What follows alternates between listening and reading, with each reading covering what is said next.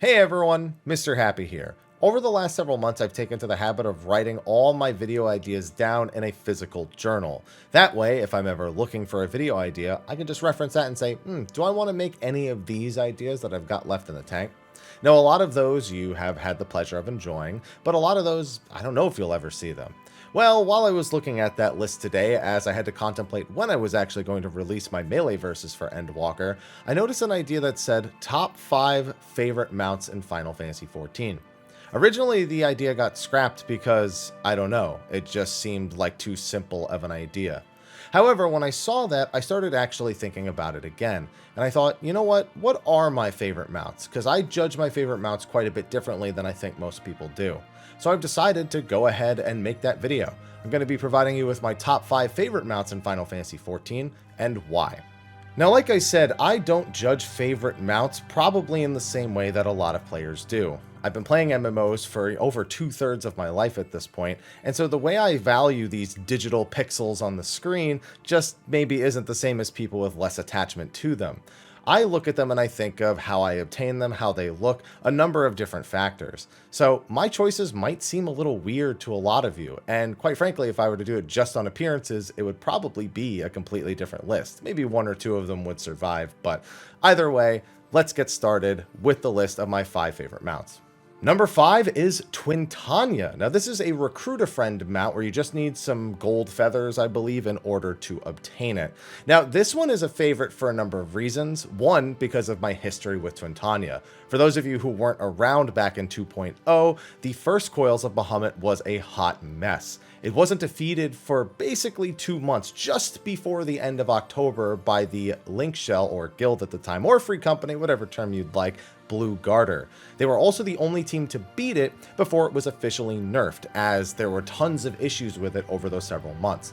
Plenty of times it was taken completely offline due to glitches allowing it to be defeated without moving, and because of the game's innate 300 ms latency back during the patch 2.0, which was remedied in patch 2.1, it just was really hard to dodge the twister mechanic, especially with the way it was tuned. So, Twintania has a bit of a deep-seated memory for me all the way back to those A Realm Reborn days. But it's also my favorite for one other reason, the method with which I actually obtained it. You see, Twintania is obtained via recruit-a-friend, as I said earlier. But I had only recruited 2 people to the game when Twintania was around and did not have enough gold feathers in order to get it. I think I needed 5 more feathers, which was 1 more recruit. So, what do I know? I see there's a sale for Final Fantasy XIV's Mac version, $6 for A Realm Reborn. So what did I do? I recruited myself. That's right. I decided I'll make a new account, I'll register this Mac version for $6, and I'll get them out. I have very few cash shop mounts in Final Fantasy XIV. I have very few cash shop items as a whole, but I did spend $6 to get that Twintania mount, so it worked. Loopholes, but either way, that's number 5. Now, number 4 is Nightmare. Admittedly, Nightmare isn't one of my favorite looking mounts. I'm not really a big fan of most of the horse looks. They're okay, they're traditional fantasy, but I don't feel any attachment to the actual appearance of the Nightmare mount. That being said, it's in my top list because of the method in which I obtained it. It's one of my favorite stories to tell, and it's a really simple one at that.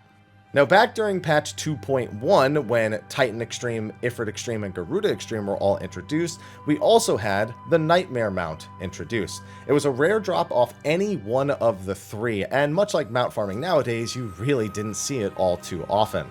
But I had no aspirations to obtain this mount. I had already done dozens and dozens of runs and never even seen it appear, so it just wasn't even on my mind.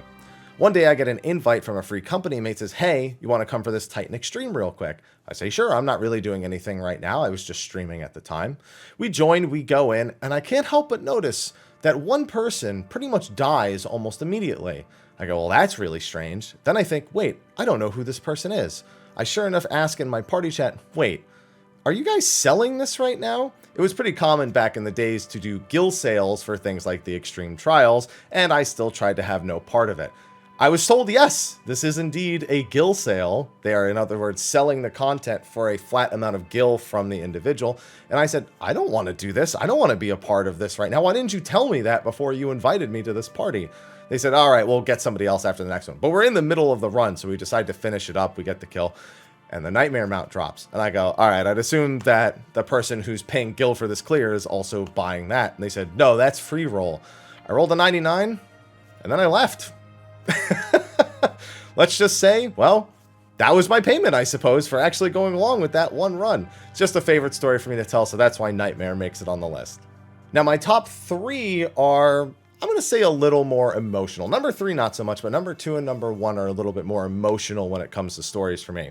Number 3 is the Demi-Ozma. Now, first of all, I do love the appearance of this mount. It transforms when you go into the air, and it transforms when you go underwater. I wish it had one more transformation, as the boss that we obtain it from, Proto-Ozma in the Baldesion Arsenal, does have his spiky form.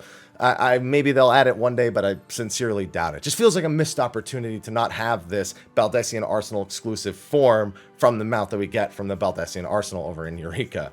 But this one's on my top 5 list for another very simple reason. It's one of my few mounts that indicates an accomplishment within Final Fantasy XIV. I've often been on the cutting edge of raid content, but I've almost never been able to claim that I've been world first at something in Final Fantasy XIV. Titan Hard Mode, I believe, is my only true claim to fame, and that's because we brought 3 healers and just took it really, really slow. It was a very, very long kill. That being said, I would go on to be top 10 in most everything going forward until finally Baldesion Arsenal came out. Nobody really knew if it was to be taken seriously at all. It was the first content of its kind, and we went through quite a few days of going back and forth with a JP group trying to figure out who would beat it first. Well, fortunately, the many people that I had the pleasure of doing Baldesion Arsenal with, we did indeed claim world first on it. And so this mount is a memory of that. I still sometimes go back and watch that first clear, because while the encounter itself isn't terribly difficult, there's always that energy about the air that, oh, we might be the first people to clear it. We're actually going to get this done. We put all these hours into it. Not to mention the community effort that went into it. Shout out to Larry, who is an honorary world first, for sitting in the Eureka zone and asking people to please not grief the portals. I think they listened to him, and that's why we managed to get it. Now, number 2 is probably going to be one of the bigger surprises, because it is only on this list for an emotional reason. Number 2 is the Tyrannosaurus Rex. I don't even think that's what it's actually called. I have the game open right now. Is it actually just called the Tyrannosaur? It's called the Tyrannosaur. Just the Tyrannosaur mount. Now, this is obtained from Eureka's Onimos inside of the lock boxes. Now, Onimos is kind of a rough thing for me to talk about. You know, I've made plenty of videos about Eureka, my thoughts about it, but I have sort of an emotional attachment to Onimos that is not the healthiest. What I mean by that is, around the time Onimos came out was when I had lost my father. You know, the patch had come out, but I flew out to New Jersey. I was with him for the final days, and then I had to spend the next several weeks, you know, spending time with my family, trying to organize all that and focus on mourning and honoring his memory. When I came back to Onimos, which doesn't sound like the greatest thing to most people, but it was exactly what I needed at the time. It was content that was social, it was very community driven, and I was able to enjoy it with a breadth of people who were working on it simultaneously, who maybe also got into it late. Well, after 1,000 lock boxes I had obtained, I decided to open them, and I got 4 of them. Couldn't sell them, but I did indeed get it, and I had other people who said they hadn't gotten it yet. So for me, the Tyrannosaur kind of takes me back to that time where right after a really, really hard time in my life, one of the hardest things I still deal with to this day, whenever that time of year comes around, I can then think of the thing that gave me a bit of solace right after that. And while the Tyrannosaur isn't a particularly exciting mount, it does have that memory, even if I very rarely use it in game, as it's just as much something that makes me a little sad as it does brings me a little bit of joy. And finally, we have number 1. And this one is also on this list for a very emotional reason. And it's also one I don't frequently use in game. And that is the fat Black Chocobo. Now, that might seem like a weird choice, but stay with me on this one, because for some of you, this may be a hell of a story. Sometime, what was it, in 2021? I think it was the summer of 2021. We were given the Fat Black Chocobo event over on Twitch. Several select streamers were given the opportunity to, if people gifted 4 subscriptions to your channel, basically your channel became a hub in which people could obtain it by doing that. Now, Square Enix did select a few people for this. They were, I don't know what their selection process was, but they picked specific people, and that in and of itself was a bit of a controversy. However, I was one of those people, and I was being quiet about it at the time, but it was kind of a desperate time for me. After losing my father those years prior, and, you know, the memory I just explained for the Tyrannosaur, I had been financially helping my mother over the last several years. It was kind of hitting a breaking point around the time that Fat Black Chocobo event hit, and I was probably going to have to do that fundraiser I did about a year sooner if what had happened hadn't happened. Now, it obviously didn't solve all my problems, but in a time of absolute desperation, the moment that event hit was something I'll never forget. Even before it hit, people were just jumping the gun a little bit here and there. People were trading me 4 submarine minions in-game as a little joke as well. But in the next 24 to 48 hours, I had over 20,000 subscribers on Twitch. That is not a normal thing. I don't think I'll ever replicate that unless there's another event like this.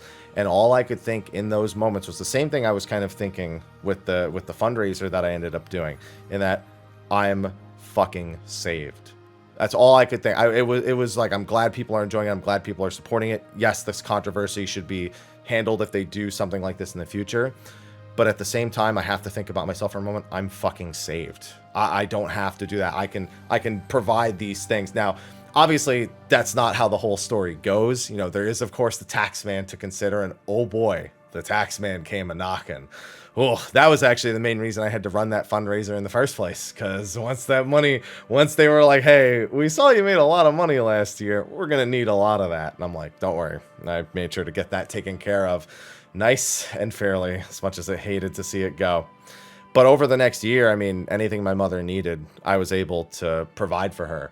We didn't make much headway in some of the things that we probably should have. I just made sure that anything she needed, I was able to take care of her. And it eventually, you know, it came down to what it was. But I don't think I've ever had a lifeline like that thrown. It's not very often in life you get a lifeline like that thrown at you, especially right when you need it. When does that happen? I don't know. I don't think it'll ever happen again. I hope I'm never in that situation again. And again, after the fundraiser earlier this year, everything has been honky-dory for the most part. Dealing with a few other things if you've watched my mom update videos. But this mount, I mean, it has that kind of energy about it. Again, it's a little hard to use because it's still emotional. I don't, when I look at it, all these things kind of go through my head. But in terms of its attachment to, to me, that one's at the very top, and by a landslide. So yeah, it's not the coolest mount. It's not a lynx or a dragon or a cute little serpent of Ronka or a Mikoshi or a shark, but it's special to me, and it's special to me for reasons other than those things. So that's my number 1, the Fat Black Chocobo. And that's going to be a wrap for my top 5 favorite mounts in Final Fantasy XIV and why. Maybe I make a separate list where I go over the ones that I actually think are the coolest, but these I kind of do think are the coolest, just not for the reasons why most people would. I also don't have this kind of attachment to minions at all. I like them, but I don't have this kind of attachment to them. I just like my Apkalu. That's really it. Anyway, thank you for watching this video. Be sure to like, favorite, subscribe, and share. And don't forget, after November 1st, I'll be getting the Melee Versus out hopefully within a week or 2. It's going to be a really busy game release time, but that's what I'm hoping to have done. In fact, I'll have it done before November 1st, and then I'll release it if there's no changes, and then I'll make changes if I need to after we get some job adjustments. Anyway, I'll see you all in the next video, and until then, take care.